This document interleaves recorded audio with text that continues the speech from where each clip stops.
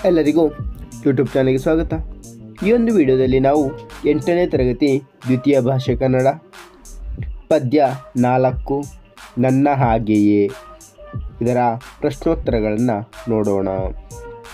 ಪದಗಳ ಅರ್ಥ: ಅಭಯ ರಕ್ಷಣೆ, ಚೆಂಬು ತಂಬಿಗೆ, ದುಗ್ಧಹಾಸ ಹಾಲುನಗೆ ಮುಗುಳ್ನಗೆ, ನುಡಿಯ ಹೊಳೆ ನಿರಂತರವಾಗಿ ಕೇಳಿಬರುವ ಮಾತು, ನೆರೆ ಗುಂಪು ಸೇರು, ಮಜ್ಜನ ಸ್ನಾನ, ಮುಗಿಲು ಮೋಡ ಎತ್ತರದ ಸ್ಥಾನ, ಮುಗ್ಧ ಸರಳ ಸ್ವಭಾವದ, ಸೆಣಸು ಹೋರಾಡು, ಹಚ್ಚಡ ಹೊದಿಕೆ, ಹಮ್ಮು ಅಹಂಕಾರ. ಸಾರಾಂಶ: ಬಾಹುಬಲಿಯ ಮಜ್ಜನ ನಡೆಯುವಾಗ ತಾತನೊಡನೆ ಅಲ್ಲಿಗೆ ಬಂದ ಮಗು ಬಾಹುಬಲಿಯ ಮೂರ್ತಿಯನ್ನು ಕಂಡು ಈತನಾರು, ಇಲ್ಲಿ ನಿಂತು ನೋಡುತ್ತಿರುವನು, ಇಂದ್ರಗಿರಿಯ ನೆತ್ತಿಯಲ್ಲಿ ಏನು ಮಾಡುತ್ತಿದ್ದಾನೆ ಎಂದು ಕೇಳಿತು. ಇವನೇ ಬಾಹುಬಲಿ ಮಗು, ಧೀರತನದ ಮೂರ್ತಿ. ಎಲ್ಲರ ಮಾತುಗಳಲ್ಲಿಯೂ ಈತನ ಕೀರ್ತಿ ತುಂಬಿ ಹರಿದಿದೆ. ಹತ್ತುವವರನ್ನು ಇಳಿಯುವವರನ್ನು ನಿಂತು ನೋಡುತ್ತಾ, ನಿಲ್ಲುವವರನ್ನು ನಡೆಯುವವರನ್ನು ಎಣಿಸುತ್ತಾ, ಬಳಲಿದವರಿಗೆ ಕೈ ನೀಡುತ್ತಾ ನಿಂತಿದ್ದಾನೆ ಎಂದು ಹೇಳುತ್ತಾನೆ. ಮಗು ಮತ್ತೆ ಇಲ್ಲಿಗೆ ಏಕೆ ಬಂದು ನಿಂತ? ಇಷ್ಟು ದೂರ ಎತ್ತರ ಇವನಿಗೆ ಭಯವಾಗುವುದಿಲ್ಲವೇ ಎಂದಾಗ ತಾತ, ಅಭಯ ಮೂರ್ತಿಯಾದ ಇವನಿಗೆ ಭಯವೇ?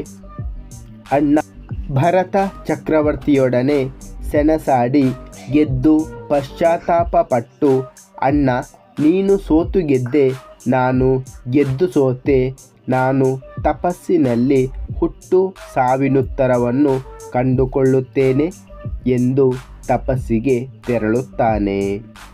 ಘೋರ ತಪಸ್ಸಿಗೆ ನಿಂತ ಈತ ಸಾವಿನಾಚೆಗಿನ ಉತ್ತರವನ್ನು ಬಯಸಿ ಬಿಸಿಲು ಮಳೆ ಎನ್ನದೆ ದೃಢವಾಗಿ ದೀಪದಂತೆ ನಿಲ್ಲುತ್ತಾನೆ. ಇವನಿಗೆ ಸೂರ್ಯ ಚಂದ್ರರು ನಮಿಸಿ ಹೋಗುತ್ತಾರೆ. ಇಷ್ಟು ಜನರು ಇಲ್ಲಿ ಇಂದು ಏಕೆ ಬಂದು ಸೇರಿದ್ದಾರೆ? ಬಾಹುಬಲಿ ಬಾಹುಬಲಿ ಎಂದು ಕರೆಯುತ್ತಿರುವರು ಎಂದಾಗ ತಾತ, ಮಗು ಇಂದು ಬಾಹುಬಲಿಗೆ ಹಾಲಿನಲ್ಲಿ ಅಭಿಷೇಕ, ದಾರಿಯಲ್ಲಿ ದಣಿದವರಿಗೆ ಇವನದೇ ಧ್ಯಾನವು ಎನ್ನುತ್ತಾನೆ. ಅಭಿಷೇಕಕ್ಕಾಗಿ ಮುದ್ದಾದ ಮುಖದಲ್ಲಿ ಮುಗುಳು ನಗುತ್ತಾ ಸಿದ್ಧನಾಗಿ ನಿಂತಿದ್ದಾನೆ. ಮುಗ್ಧ ಮಗುವಿನ ಹಾಗೆ ಕಾಣಿಸುತ್ತಿದ್ದಾನೆ. ತಾತ, ನನ್ನನ್ನು ಸ್ನಾನ ಮಾಡಿಸುವ ಮುಂಚೆ ಎಣ್ಣೆ ಹಚ್ಚಿ ಅಮ್ಮ ಹೀಗೆಯೇ ನಿಲ್ಲಿಸುತ್ತಾಳೆ. ಬಾಹುಬಲಿಯು ಕೂಡ ನನ್ನ ಹಾಗೆಯೇ ಮೊದಲ ಚೆಂಬಿಗಾಗಿ ಕಾಯುತ್ತಿದ್ದಾನೆ ಎಂದು ಹೇಳಿದ್ದನ್ನು ಕೇಳಿ ಮಗುವಿನ ಮುಗ್ಧತೆಗಾಗಿ ಗೊಮ್ಮಟೇಶ ನಗುತ್ತಿದ್ದಾನೆ. ಮುಂದಿನ ಭಾಗ: ಬಿಟ್ಟ ಸ್ಥಳಗಳನ್ನು ಸೂಕ್ತ ಪದಗಳಿಂದ ತುಂಬಿರಿ. ಬಾಹುಬಲಿ ಮೂರ್ತಿ ಇರುವ ಬೆಟ್ಟದ ಹೆಸರು ಡ್ಯಾಶ್. ಉತ್ತರ: ಇಂದ್ರಗಿರಿ. ಎರಡನೇ ವಾಕ್ಯ: ಬಾಹುಬಲಿಯ ಅಣ್ಣನ ಹೆಸರು ಡ್ಯಾಶ್. ಉತ್ತರ: ಭರತ. ಮೂರನೇ ವಾಕ್ಯ: ಬಾಹುಬಲಿಯು ಹುಟ್ಟು ಸಾವು ತಿಳಿಯಲು ಕಂಡುಕೊಂಡ ದಾರಿ ಡ್ಯಾಶ್. ಉತ್ತರ: ತಪಸ್ಸು. ನಾಲ್ಕನೇ ವಾಕ್ಯ: ಸು ರಂ ಎಕ್ಕುಂಡಿ ಅವರ ಡ್ಯಾಶ್ ಕೃತಿಗೆ ಕೇಂದ್ರ ಸಾಹಿತ್ಯ ಅಕಾಡೆಮಿ ಪ್ರಶಸ್ತಿ ದೊರೆತಿದೆ. ಉತ್ತರ: ಬಕುಳದ ಹೂಗಳು. ಮುಂದಿನ ಭಾಗ: ಕೆಳಗಿನ ಪ್ರಶ್ನೆಗಳಿಗೆ ಒಂದು ವಾಕ್ಯದಲ್ಲಿ ಉತ್ತರಿಸಿರಿ. ಮೊದಲನೆಯ ಪ್ರಶ್ನೆ: ಬಾಹುಬಲಿಯನ್ನು ಕಂಡು ಮಗು ಅಜ್ಜನನ್ನು ಏನೆಂದು ಕೇಳಿತು? ಉತ್ತರ: ಬಾಹುಬಲಿಯನ್ನು ಕಂಡು ಮಗುವು ಅಜ್ಜನನ್ನು ಈತನಾರು ತಾತ ಇಲ್ಲಿ ನಿಂತು ನೋಡುತ್ತಿರುವನು ಎಂದು ಕೇಳಿತು. ಎರಡನೇ ಪ್ರಶ್ನೆ, ಬಾಹುಬಲಿ ಮೂರ್ತಿಯು ಮಜ್ಜನದ ಸಂದರ್ಭದಲ್ಲಿ ಹೇಗೆ ಗೋಚರಿಸುತ್ತದೆ ಎಂದು ಕವಿ ವರ್ಣಿಸಿದ್ದಾರೆ? ಉತ್ತರ, ಬಾಹುಬಲಿ ಮೂರ್ತಿಯು ಮಜ್ಜನದ ಸಂದರ್ಭದಲ್ಲಿ ಮುಗ್ಧ ಮಗುವಿನಂತೆ ಗೋಚರಿಸುತ್ತದೆ ಎಂದು ಕವಿ ವರ್ಣಿಸಿದ್ದಾರೆ. ಮೂರನೇ ಪ್ರಶ್ನೆ, ಸೂರ್ಯಚಂದ್ರರು ಬಾಹುಬಲಿಗೆ ಏಕೆ ನಮಿಸಿದರು? ಉತ್ತರ, ದೃಢವಾಗಿ ದೀಪದಂತೆ ನಿಂತ ಬಾಹುಬಲಿಗೆ ಸೂರ್ಯಚಂದ್ರರು ನಮಿಸಿದರು. ನಾಲ್ಕನೇ ಪ್ರಶ್ನೆ, ಮಗುವಿನ ಮುಗ್ಧ ನಂಬಿಕೆಗೆ ಗೊಮ್ಮಟನ ಪ್ರತಿಕ್ರಿಯೆ ಏನು? ಉತ್ತರ, ಮಗುವಿನ ಮುಗ್ಧ ನಂಬಿಕೆಗೆ ಗೊಮ್ಮಟ ನಕ್ಕು ಬಿಟ್ಟ. ಐದನೇ ಪ್ರಶ್ನೆ, ಭರತ ಬಾಹುಬಲಿಯರ ಸೆಣಸಾಟದ ಫಲಿತಾಂಶವೇನು? ಉತ್ತರ, ಭರತ ಬಾಹುಬಲಿಯರ ಸೆಣಸಾಟದಲ್ಲಿ ಭರತ ಸೋತ, ಬಾಹುಬಲಿ ಗೆದ್ದ. ಮುಂದಿನ ಭಾಗ, ಕೆಳಗಿನ ಪ್ರಶ್ನೆಗಳಿಗೆ 3-4 ವಾಕ್ಯಗಳಲ್ಲಿ ಉತ್ತರಿಸಿರಿ.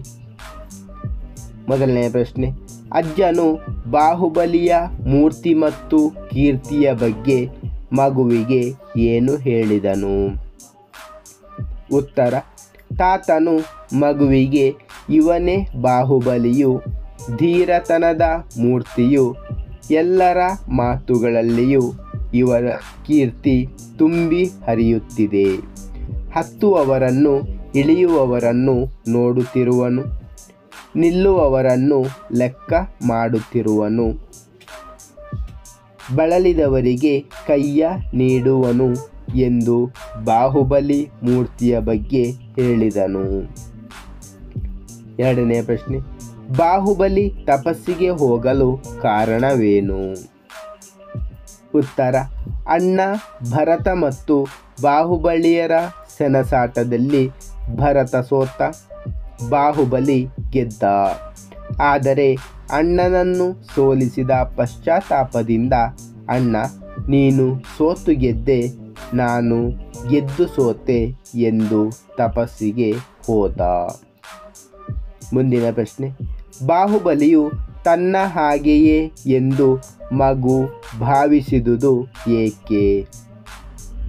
ಉತ್ತರ, ಅಮ್ಮ ಎಣ್ಣೆ ಹಚ್ಚಿ ಸ್ನಾನಕ್ಕಾಗಿ ನನ್ನನ್ನು ನಿಲ್ಲಿಸುವಂತೆಯೇ ಬಾಹುಬಲಿಯು ಮಜ್ಜನಕ್ಕಾಗಿ ನಿಂತಿದ್ದಾನೆ. ಅವನು ನನ್ನಂತೆಯೇ ಎಂದು ಮಗು ಭಾವಿಸುತ್ತದೆ. ಕಾರಣ ಬಾಹುಬಲಿಯ ಬೆತ್ತಲೆ ದೇಹ ಮತ್ತು ಮುಗ್ಧ ಮುಖದ ಮೂರ್ತಿ. ಮುಂದಿನ ಭಾಗ, ಸುಮಾರು 8-10 ವಾಕ್ಯಗಳಲ್ಲಿ ಉತ್ತರ ಬರೆಯಿರಿ. ಮೊದಲನೇ ಪ್ರಶ್ನೆ, ನೀನು ಸೋತು ಗೆದ್ದೆ ಅಣ್ಣ, ನಾನು ಗೆದ್ದು ಸೋತೆನು ಎಂದು ಬಾಹುಬಲಿಯು ಹೇಳಿದ ಪ್ರಸಂಗದ ಸ್ವಾರಸ್ಯವನ್ನು ವಿವರಿಸಿ. ಉತ್ತರ, ಒಮ್ಮೆ ಭರತನ ಶಸ್ತ್ರಾಗಾರದಲ್ಲಿ ಚಕ್ರರತ್ನವು ಹುಟ್ಟಲು ಅದನ್ನು ಮುಂದಿಟ್ಟುಕೊಂಡು ಭರತನು ದಿಗ್ವಿಜಯವನ್ನು ಸಾಧಿಸಿ ಬರುತ್ತಾನೆ. ಆದರೆ ಚಕ್ರರತ್ನವು ಅಯೋಧ್ಯೆಯನ್ನು ಪ್ರವೇಶಿಸದೆ ನಿಂತು ಬಿಡುತ್ತದೆ. ಕಾರಣ ಬಾಹುಬಲಿಯನ್ನು ಜಯಿಸದೆ ಭರತನ ಚಕ್ರವರ್ತಿ ಪದವಿ ಪೂರ್ಣವಾಗದು ಎಂದು ಸೇನೆ ನಾಶವನ್ನು ತಪ್ಪಿಸಲು ಭರತ ಬಾಹುಬಲಿಯರು ದೃಷ್ಟಿಯುದ್ಧ, ಮಲ್ಲಯುದ್ಧ, ಜಲಯುದ್ಧಗಳನ್ನು ಮಾಡುತ್ತಾರೆ. ಇದರಲ್ಲೆಲ್ಲ ಭರತ ಸೋಲುತ್ತಾನೆ. ಭರತನು ಅಣ್ಣನಾದ ತನಗೆ ಶರಣಾಗಬೇಕೆಂದು ತಮ್ಮನಿಗೆ ಸಂದೇಶ ಕಳುಹಿಸುತ್ತಾನೆ. ಅಣ್ಣನಾದರೇನಂತೆ ತಲೆಬಾಗುವುದು ಅರಸನಾಗಿರುವ ತನ್ನ ಅಭಿಮಾನಕ್ಕೆ ಕುಂದು ಎಂದು ಬಾಹುಬಲಿಯು ಯುದ್ಧಕ್ಕೆ ಸನ್ನದ್ಧನಾಗುತ್ತಾನೆ. ಇದರಿಂದ ಬಾಹುಬಲಿಯು ಬೇಸರಗೊಳ್ಳುತ್ತಾನೆ. ಬಾಹುಬಲಿ ಅಣ್ಣನೊಡನೆ ಹೋರಾಡಿ ತಪ್ಪಿಗೆ ಪ್ರಾಯಶ್ಚಿತ್ತ ಪಟ್ಟು ಅಣ್ಣ ನೀನು ಸೋತು ಗೆದ್ದೆ, ನಾನು ಗೆದ್ದು ಸೋತೆ, ಇದ್ಯಾವುದು ನನಗೆ ಬೇಡ ಎಂದು ರಾಜ್ಯವನ್ನೆಲ್ಲ ಅಣ್ಣನಿಗೆ ಒಪ್ಪಿಸಿ ತಪಸ್ಸಿಗೆ ತೆರಳುತ್ತಾನೆ. ಎರಡನೇ ಪ್ರಶ್ನೆ, ನನ್ನ ಹಾಗೆಯೇ ಕವನದ ಭಾವಾರ್ಥವನ್ನು ಬರೆಯಿರಿ. ಉತ್ತರ: ಸು. ರಂ.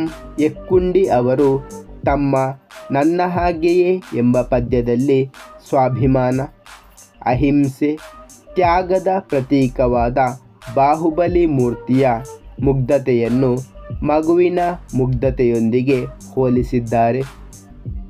ಬಾಹುಬಲಿಯ ಮಜ್ಜನ ನಡೆದ ಸಂದರ್ಭದಲ್ಲಿ ತಾತನೊಡನೆ ಅಲ್ಲಿಗೆ ಬಂದ ಮಗು ಬಾಹುಬಲಿಯ ಮೂರ್ತಿಯನ್ನು ತೋರಿಸಿ, ಇವನಾರು, ಇಲ್ಲಿಗೇಕೆ ಬಂದ, ಇಷ್ಟು ದೂರ ಒಬ್ಬನೇ, ಭಯವಾಗುವುದಿಲ್ಲವೇ ಎಂದಾಗ ಅದಕ್ಕೆ ತಾತ, ಅಭಯ ಮೂರ್ತಿಯಾದ ಇವನಿಗೇತಕ್ಕೆ ಭಯ, ಅಣ್ಣ ಭರತನೊಡನೆ ಸೆಣಸಾಡಿ ಗೆದ್ದು ಪಶ್ಚಾತ್ತಾಪಗೊಂಡು ತಪಸ್ಸಿಗೆ ಬಂದು ನಿಂತನು. ಗಾಳಿ ಮಳೆಗೆ ಅಳುಕದೆ ದೃಢವಾಗಿ ದೀಪದಂತೆ ನಿಂತ ಇವನಿಗೆ ಸೂರ್ಯಚಂದ್ರರು ನಮೋ ಎಂದು ನಮಿಸಿ ಹೋಗುವರು. ಇಂದು ಇವನಿಗೆ ಇಲ್ಲಿ ಹಾಲಿನಲ್ಲಿ ಅಭಿಷೇಕ, ಅದಕ್ಕೆ ಇಷ್ಟು ಜನ ಬಂದಿದ್ದಾರೆ ಎಂದಾಗ ಮಗು ಎಣ್ಣೆ ಹಚ್ಚಿ ಸ್ನಾನಕ್ಕೆಂದು ಅಮ್ಮ ನನ್ನನ್ನು ನಿಲ್ಲಿಸುವ ಹಾಗೆ ಇವನು ಎಂದಾಗ ಮಗುವಿನ ಮುಗ್ಧ ಮಾತಿಗೆ ಗೊಮ್ಮಟನು ನಗುತ್ತಾನೆ. ಮುಂದಿನ ಭಾಗ ಸಂದರ್ಭದಲ್ಲಿ ವಿವರಿಸಿ. ಮೊದಲನೇ ವಾಕ್ಯ, ಇವನೇ ಬಾಹುಬಲಿಯು ಮಗು ಧೀರತನದ ಮೂರ್ತಿಯು. ಆಯ್ಕೆ: ಈ ಸಾಲನ್ನು ಸೂರಂ ಎಕ್ಕುಂಡಿಯವರ ಕಥನ ಕವನಗಳೆಂಬ ಕವನ ಸಂಗ್ರಹದಿಂದ ಆರಿಸಿಕೊಂಡಿರುವ ನನ್ನ ಹಾಗೆಯೇ ಎಂಬ ಪದ್ಯದಿಂದ ಆರಿಸಿಕೊಳ್ಳಲಾಗಿದೆ. ಈ ಮಾತನ್ನು ತಾತ ಮಗುವಿಗೆ ಹೇಳುತ್ತಾನೆ. ಸಂದರ್ಭ: ಬಾಹುಬಲಿ ತನ್ನ ತಾತನನ್ನು ಕುರಿತು ಈತನಾರು ಇಲ್ಲಿ ನಿಂತು ನೋಡುತ್ತಿರುವನು ಎಂದು ಕೇಳಿದಾಗ ತಾತ ಹೀಗೆ ಉತ್ತರಿಸುತ್ತಾನೆ, ಇವನೇ ಬಾಹುಬಲಿಯು ಮಗು ಧೀರತನದ ಮೂರ್ತಿಯು, ಎಲ್ಲರ ಮಾತುಗಳಲ್ಲಿ ಈತನ ಕೀರ್ತಿಯು ತುಂಬಿ ಹರಿಯುವುದು ಎಂದು ಹೇಳುತ್ತಾರೆ. ಸ್ವಾರಸ್ಯ: ಬಾಹುಬಲಿಯ ಪ್ರಸಿದ್ಧಿಯನ್ನು ಇಲ್ಲಿ ಸ್ವಾರಸ್ಯಪೂರ್ಣವಾಗಿ ವರ್ಣಿಸಲಾಗಿದೆ. ಎರಡನೇ ಸಾಲು, ನೀನು ಸೋತು ಗೆದ್ದೆ ಅಣ್ಣ, ನಾನು ಗೆದ್ದು ಸೋತೆನು. ಆಯ್ಕೆ: ಈ ಸಾಲನ್ನು ಎಕ್ಕುಂಡಿಯವರ ಕಥನ ಕವನಗಳೆಂಬ ಕವನ ಸಂಗ್ರಹದಿಂದ ಆರಿಸಿಕೊಂಡಿರುವ ನನ್ನ ಹಾಗೆಯೇ ಎಂಬ ಪದ್ಯದಿಂದ ಆರಿಸಿಕೊಳ್ಳಲಾಗಿದೆ. ಈ ಮಾತನ್ನು ಬಾಹುಬಲಿ ಅಣ್ಣ ಭರತನಿಗೆ ಹೇಳುತ್ತಾನೆ. ಸಂದರ್ಭ: ಚಕ್ರರತ್ನದ ಸಲುವಾಗಿ ಭರತ ಬಾಹುಬಲಿಯರು ದೃಷ್ಟಿಯುದ್ಧ, ಮಲ್ಲಯುದ್ಧ, ಜಲಯುದ್ಧಗಳನ್ನು ಮಾಡುತ್ತಾರೆ. ಎಲ್ಲದರಲ್ಲಿಯೂ ಬಾಹುಬಲಿ ಗೆಲ್ಲುತ್ತಾನೆ. ಭರತ ಅಣ್ಣನಾದ ತನಗೆ ಶರಣಾಗಬೇಕೆಂದು ತಮ್ಮನಿಗೆ ಸಂದೇಶ ಕಳುಹಿಸುತ್ತಾನೆ.